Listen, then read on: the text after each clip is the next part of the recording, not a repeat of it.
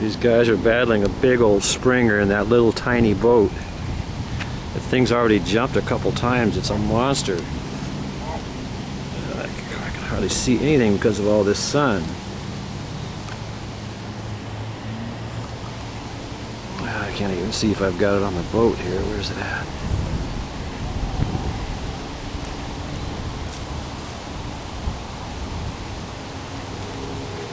There they are.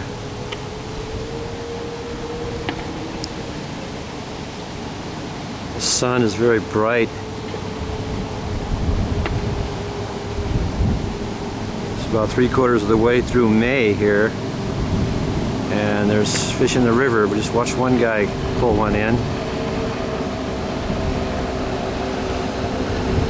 Usually don't see these springers jump like this one did, but man, did that thing, it came way out of the water.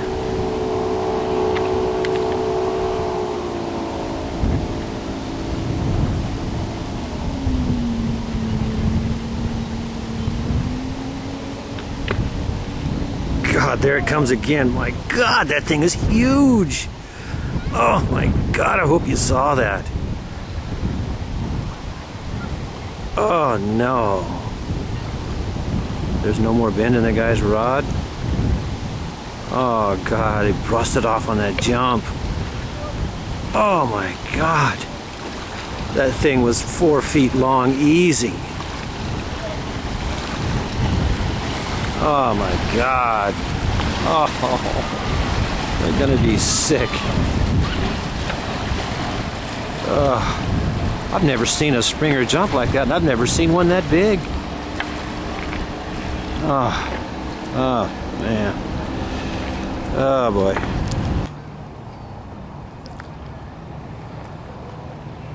Hey, I'm having to take care of you guys all the time. What's it gonna be like when you guys get older?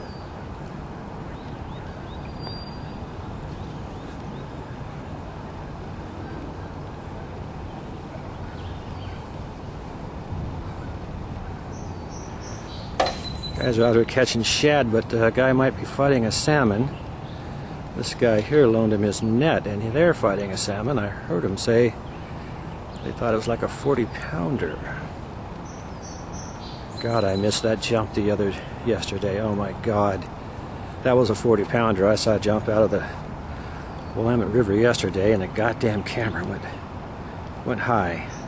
Too much sun, couldn't see through the viewfinder. I don't even know if I got this guy in there now even. Here's these guys here. Still at it. Evidently fighting a salmon on light gear. Somebody casting over here. Salmon are in. It's late May and they're in the Willamette.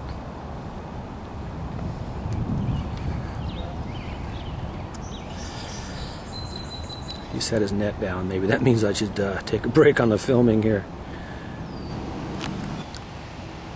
Again, it's very difficult for me to see through this LCD, but we've got boats out here. Bass fishermen, possibly. Then we have this one.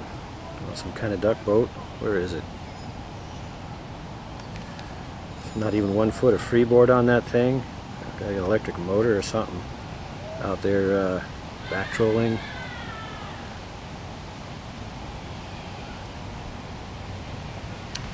So far these guys haven't wrapped it around the prop or anything else yet. Netman still stands at attention.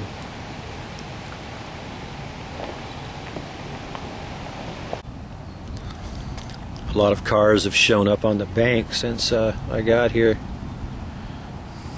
Got one lone salmon fisherman over there. This guy up here was contemplating unhooking his anchor, but I think he really doesn't want to do that. So they continue with their battle, as this has gone on for a while. The guide boat has disappeared down around the bend, still fighting that fish that they have on. Evidently they must have another net in the boat so they could loan this guy this one. I'm still really pissed I missed that jump. Never seen springers jump, really, and never seen them that big. That was a 4-foot long log that came flying out of the water, and my camera was aimed too high.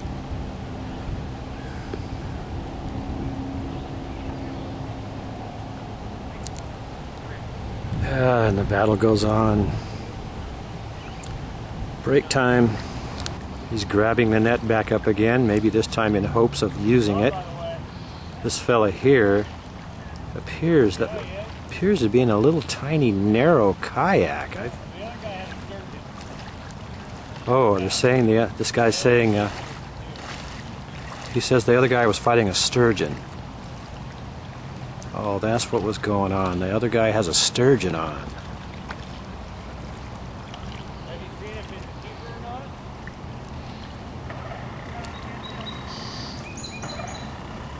Either way, call tonight.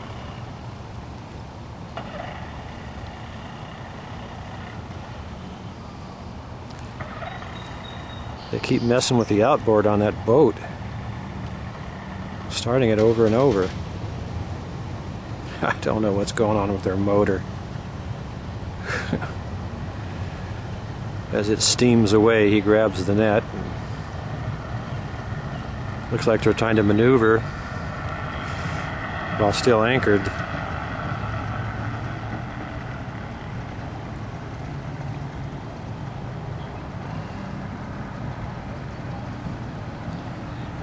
This guy motors on upriver in his scary contraption. I tell you, it's such a small boat.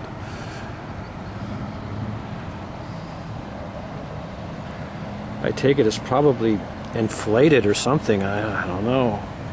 All right, here comes the guide back upriver. Evidently done fighting a sturgeon, evidently. Okay, he approaches. The net fly. Give me the rod and I'll drift with it and get it. Now he's offering to fight the fish for him. This guy's been giving him a hard time. First he gave him a net, now he's going to volunteer and land it too. Oh, these poor shad fishermen,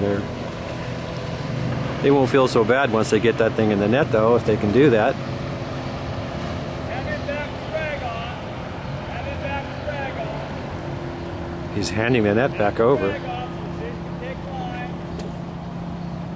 Okay, I got it. Have it back to drag all the way on. They're going to hand it over. The thing about this is the fellow that lands the fish has to punch it.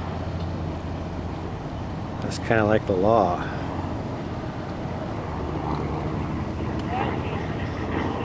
Give it to a client. Let a client bring it in, maybe. I would never do that. I don't know, these guys are having motor problems or something. Now the guide's going to drift away. We can't watch the fish get landed. Oh, come on, after all of this. All right, hey, I think we see a wobbler. We see a little action going on here. I saw the Magnum Wibbowort come up. Evidently they probably have a little shad dart hook behind it.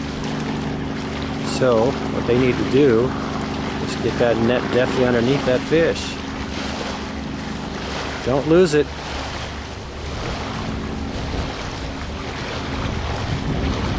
Oh, god damn, are you kidding me? Oh, for God's sakes. After all this. Is this thing recording? Right at the boat. That's the thing when you're using light tackle. It's not like when you got 20-pound test leader. When you got 8-pound test, it takes a lot of finesse. Up on top, take a 10 through it. Well, that guide might have to eat a little crow now because this is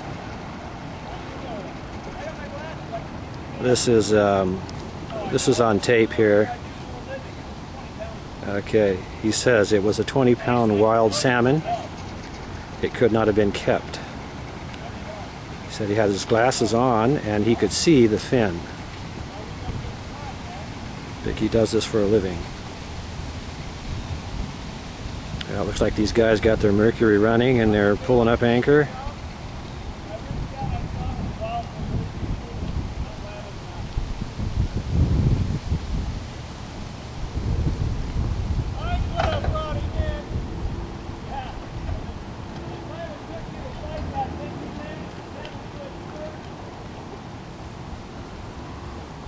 Yeah. Right.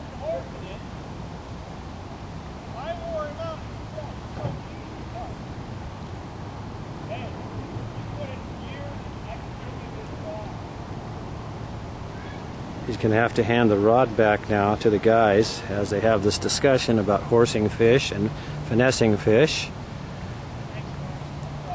Guide says a 7-foot sturgeon came into his boat while that guy continued to fight his on his light tackle.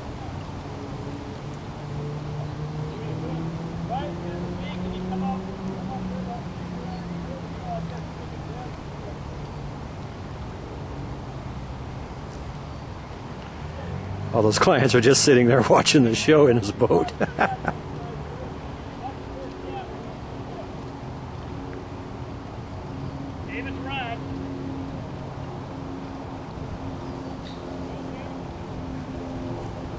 Well, he got his rod back, minus one shad dart. Still has his Magnum wiggle wort attached. Probably had a lot to do with attracting the salmon to the dart, which is kind of what you want. Everybody wants to hook into one of those monsters when he's going after the shad, because that makes your day. Well, off he goes. And off he goes. And so ends the Shad Salmon saga out here on the Willamette today.